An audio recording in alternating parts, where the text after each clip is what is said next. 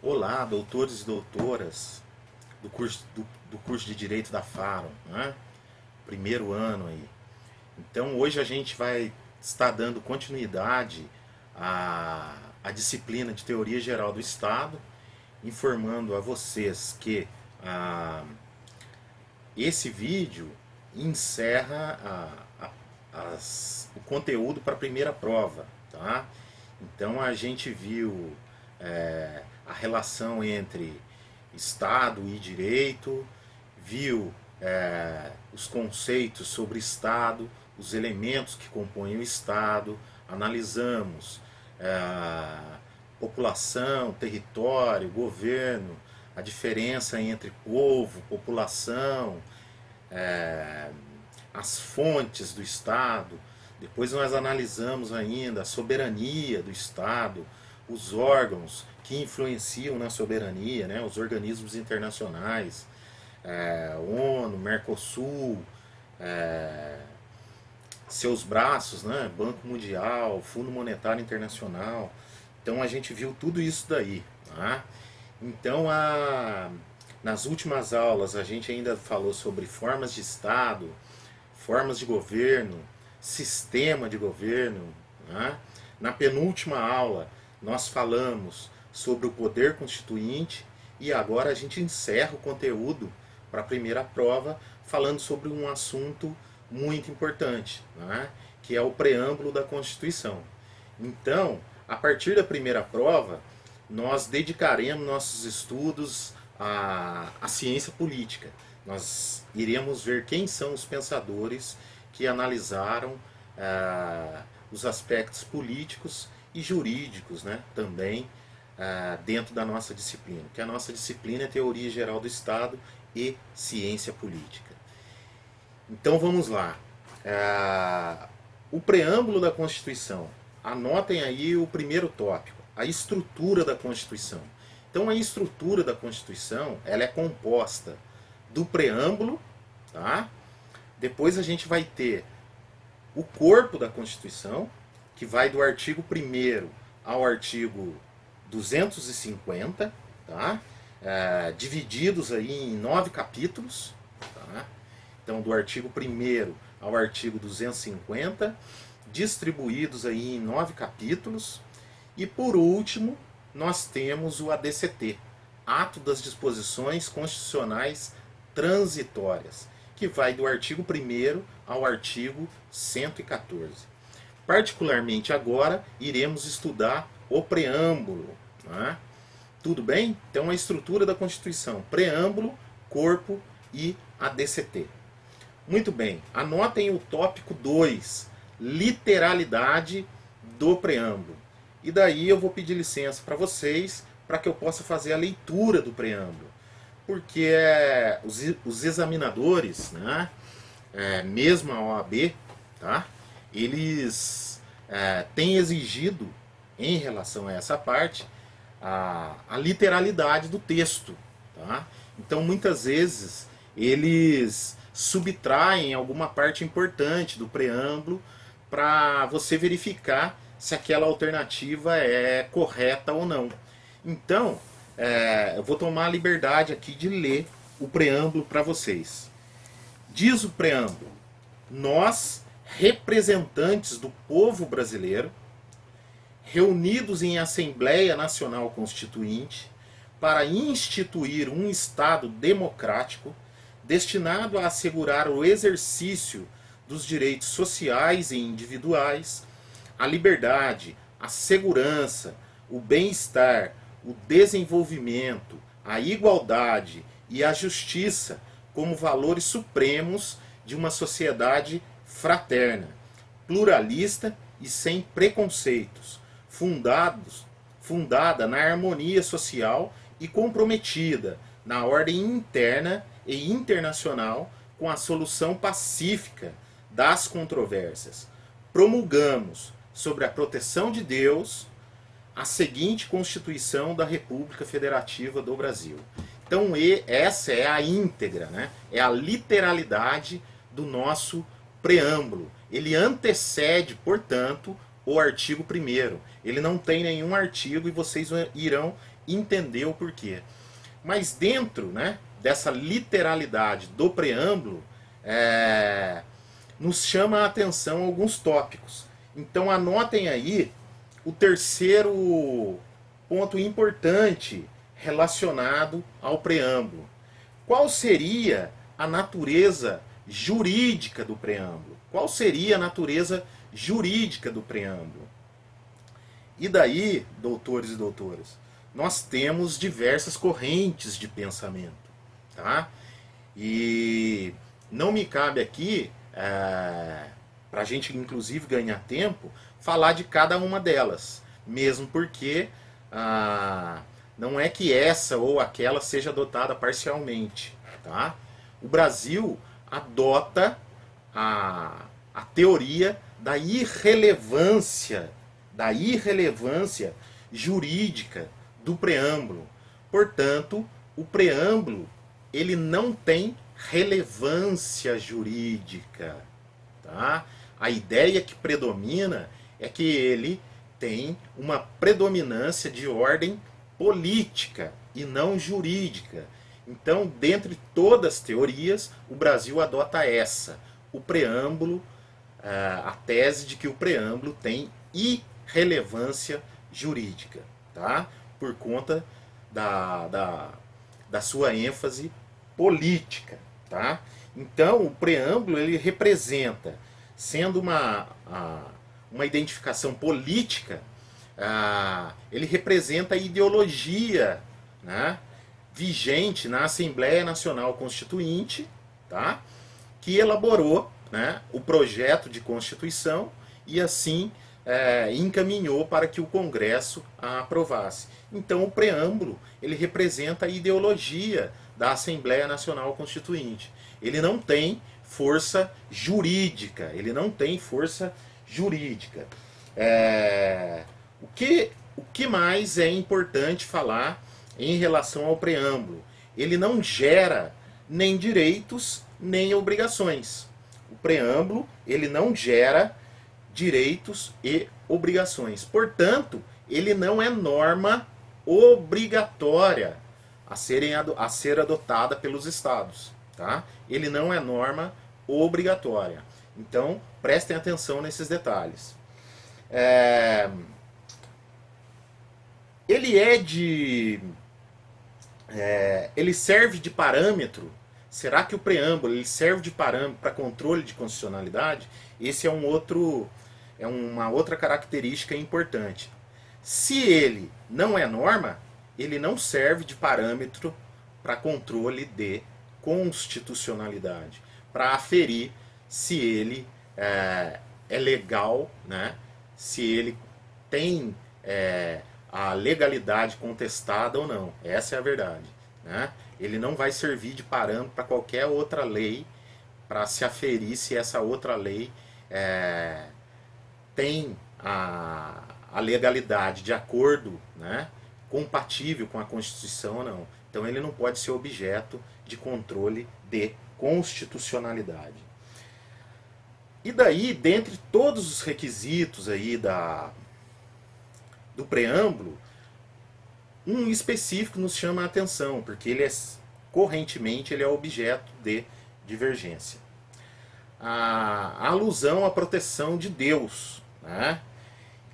A invocação de Deus ela é obrigatória aos estados, municípios e Distrito Federal, já que eles têm as suas respectivas constituições, no caso dos estados membros, e dos municípios, né, e do Distrito Federal, as suas respectivas leis orgânicas.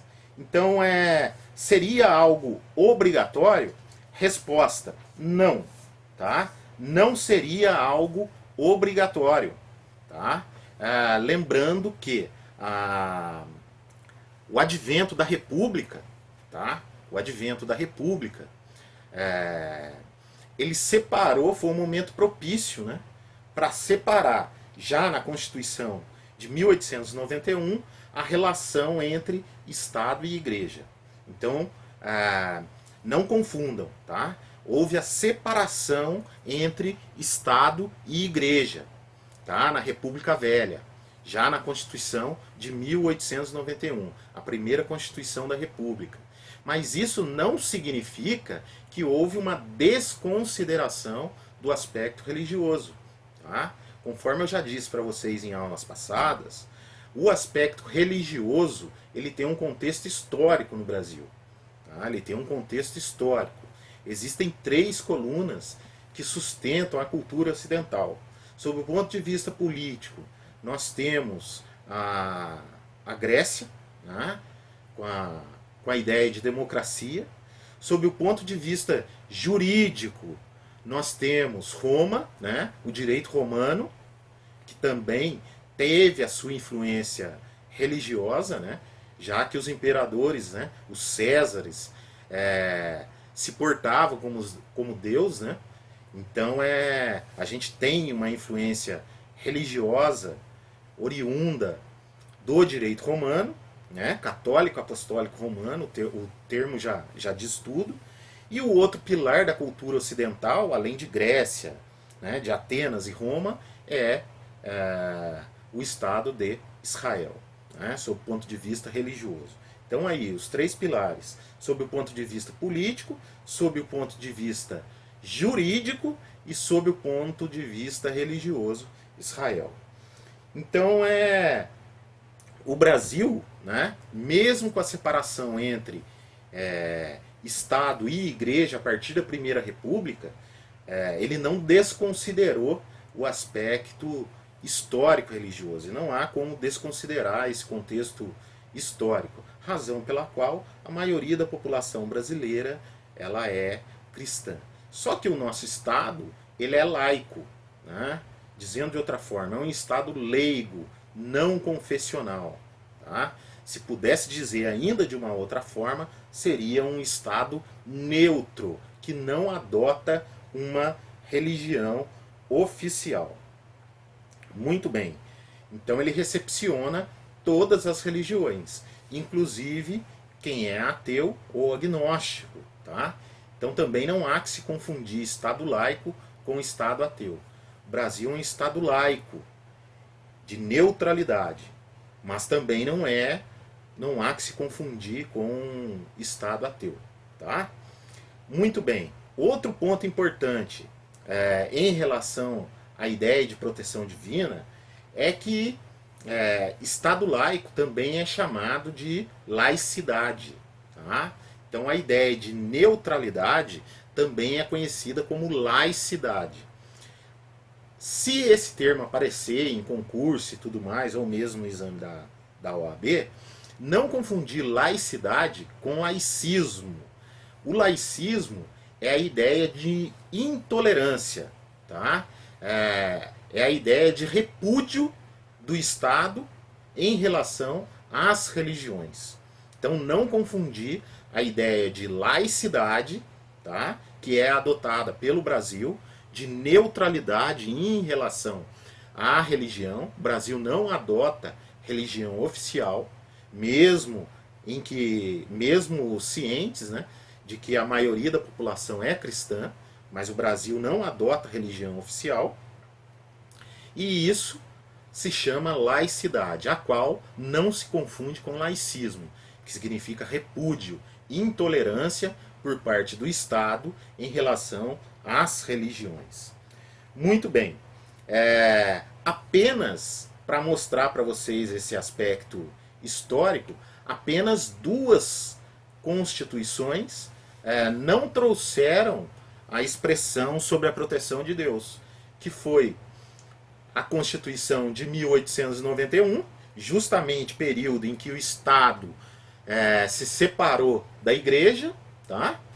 E a Constituição de 1937, né? Que é a do Estado Novo, que foi uma Constituição outorgada por Getúlio Vargas. Tá? Detalhe interessante ocorreu em relação à Constituição Estadual do Estado do Acre. Tá? O Partido Social Liberal contestou a Constituição estadual acreana por não trazer o termo sobre a proteção de Deus, né? Já que teria como referência aí a Constituição Federal.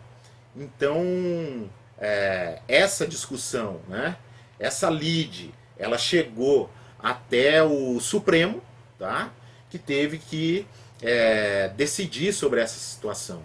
E daí o Supremo, mais uma vez, ratificou que o Brasil é um Estado laico.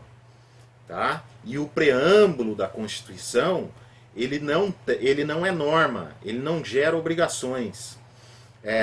Consequentemente, ainda que ele seja referência, ele não é de reprodução obrigatória nas constituições do Estado.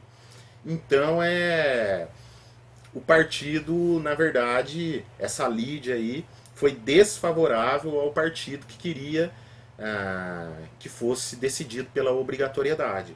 E o STF, na minha opinião, acertadamente, com base na norma, né, acertou a decisão.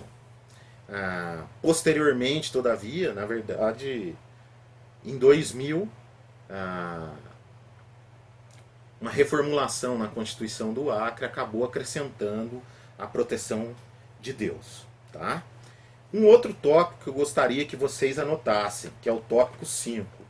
Isso enfraquece a laicidade do Estado brasileiro, a ideia de que Estados-membros, ou mesmo leis orgânicas municipais ou do Distrito Federal,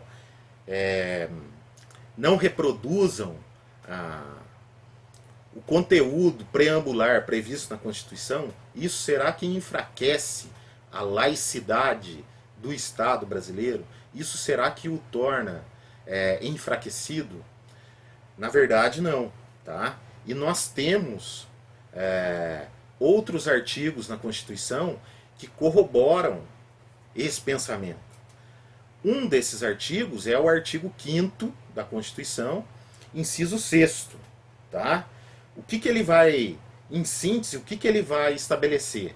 Que é inviolável a liberdade de consciência e também de crença, sendo inclusive assegurado a liberdade de culto aos locais aos locais litúrgicos, né?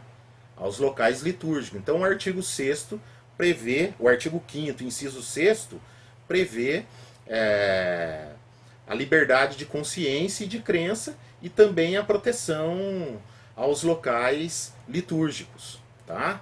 Um outro artigo que corrobora a laicidade do Estado brasileiro é o artigo 5º, 8, tá? De que ninguém será privado de seus direitos por motivo de crença religiosa, política ou filosófica. Tá? Salvo se os invocar, salvo se você invocar essa questão religiosa, política ou filosófica para se eximir de uma obrigação que a todos foi imposta, tá? Ou mesmo para se eximir ou se excusar de cumprir aí uma obrigação alternativa, né, imposta por lei. Então, exemplo, tá? E daí serve para os dois casos. O Testemunha de Jeová, por exemplo, ele, no sábado, ele tem esse dia protegido por questões religiosas. Então, por exemplo, a Enem, ou mesmo a realização do ENAD, eles têm repensado, né, para que as provas ocorram no domingo e não prejudique aí o dia sagrado das testemunhas de Jeová. E a obrigação alternativa é o cara que é condenado e ele tem que cumprir pena alternativa. Então ele não pode falar que não vai cumprir a pena alternativa porque ele tem que trabalhar no sábado. Ora, se ele não pode trabalhar no sábado, ele vai cumprir a sua pena alternativa no domingo, na segunda, na terça, na quarta, na quinta. O que ele não pode é alegar ser testemunha de Jeová para não querer cumprir a pena alternativa. Se ele não pode cumprir no sábado, ele vai cumprir em outro dia qualquer. Tudo bem? Por último, tá? Para ratificar tudo isso daí, nós temos o artigo 19.1 da Constituição Federal. O que o artigo 19.1 da Constituição Federal vai estabelecer? Vai estabelecer que, grosso modo, né, Estado, município, Distrito Federal, eles não podem estabelecer cultos religiosos, né, subvencioná-los ou mesmo obstruir o seu funcionamento, né? Também não pode manter com eles relações de dependência, tá? Salvo se for para colaborar com o interesse público. Tá, professor, eu entendi, mas o que seria essa ressalva? O que seria colaborar com o interesse público? Então, nós temos como exemplo, né, a vinda do Papa Bento XVI em 2007 no Brasil, a vinda do Papa Bento XVI em 2007, que foi para canonizar Frei Galvão, tá? Foi decretado ponto facultativo no estado de São Paulo. Então esse é um exemplo, né, de colaboração de interesse público em razão de critérios religiosos, tá? Então esse é um exemplo. E daí, para a gente finalizar, tá? Professor, se o preâmbulo ele não é norma, não gera direitos e obrigações, tá? Ele não pode ser objeto de controle de constitucionalidade. Para que serve o preâmbulo, então? Primeiro, né, ratificando o que eu disse no início do vídeo, ele representa a ideologia da Assembleia Nacional Constituinte. E ele serve como norte interpretativo para as demais normas da Constituição Federal. Então, ele representa a ideologia da Assembleia Nacional Constituinte, nós que estávamos saindo, né, de um governo militar. Então ele representa o retorno, né, a ideia de democracia, tá? Então ele representa a ideia de democracia, a ideologia da Assembleia Nacional Constituinte, que reuniu grandes juristas na época para que esse projeto de Constituição fosse levado ao Congresso Nacional e aprovado. E, portanto, depois de aprovado, ele passou a representar aí um norte interpretativo para as demais normas constitucionais. Portanto, doutores e doutoras, aqui eu encerro esse vídeo, né, ressaltando para vocês aí que além do vídeo serão postados 2 artigos científicos, um sobre o poder constituinte e outro sobre o preâmbulo da Constituição, para que vocês possam se aprofundar aí, né, no conteúdo programático e ficarem, vamos dizer assim, mais preparados para as provas. Até o nosso próximo encontro.